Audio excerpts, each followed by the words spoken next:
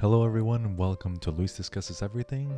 In today's video, I wanted to share a unique phenomenon in politics.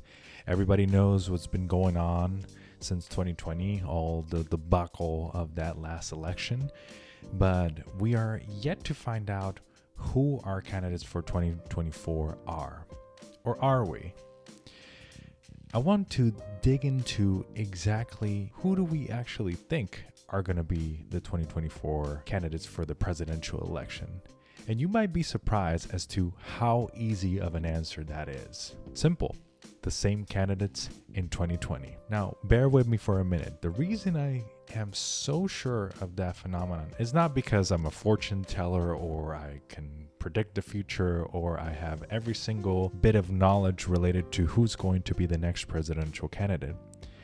It's purely because of the political dynamics at play right now. You have an incumbent president in Joe Biden who has a historically low approval rating.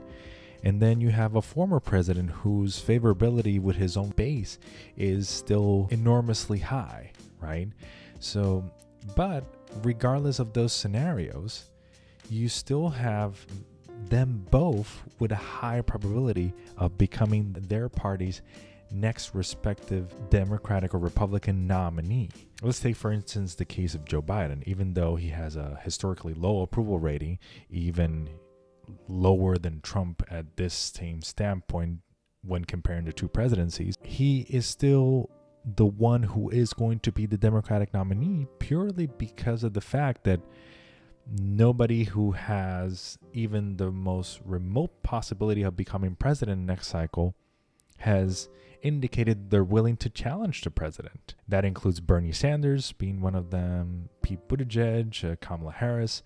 All of them have quasi-refused to jump into the race in primary and incumbent president, regardless of the fact that they are deeply unpopular.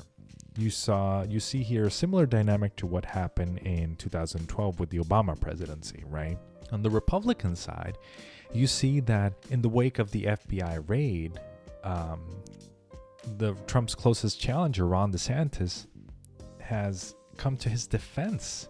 So in a sense, he's been kneeling himself in front of Trump. So Trump has a strong hold over the party, regardless of the fact that he is also very much unliked by the majority of the American public. So you have two candidates that are most likely to become president that are at the same time disliked by the vast majority of the American population. I think in the most recent poll, Americans did not want either of those candidates to be the next candidate for president. And yet, those two are precisely the candidates that most likely will become 2024's presidential nominees for their respective parties.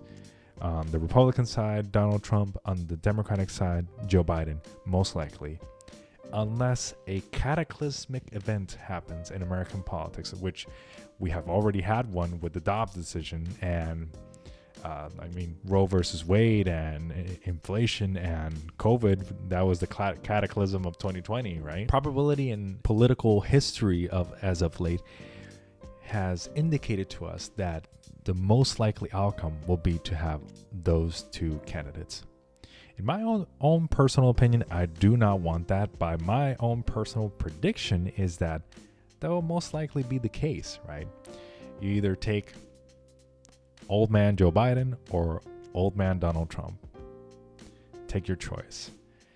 Fortunately, that has a lot to do with our political system and how the two-party system has made it into a quasi-duopoly until a strong third party is able to challenge the established duopoly. Why do I stress this? Why do I shed light into the fact that these two politicians will most likely be our next presidential candidates? It's because of the effect this has on our democracy in the United States, right? It's because of the sad fact that those two are our only choices and that there is nothing more, no other candidate that could realistically win in the next election. Making you aware of that fact will, in my opinion, make you more active politically and want to propagate change, want to make that specific fact change in our American political way of life. If that is the case in the future, I certainly hope so. If that isn't, may God help us. So thank you so much for watching this video. Please like, subscribe, and share the video with friends and family and anybody you know. And also be sure to support my channel by looking at the link below. There's a link to my store, which has a little bit of memorabilia, but it's just to support the channel since the channel is growing and is still pretty young. Thank you again so much for watching, and I'll see you on the next video.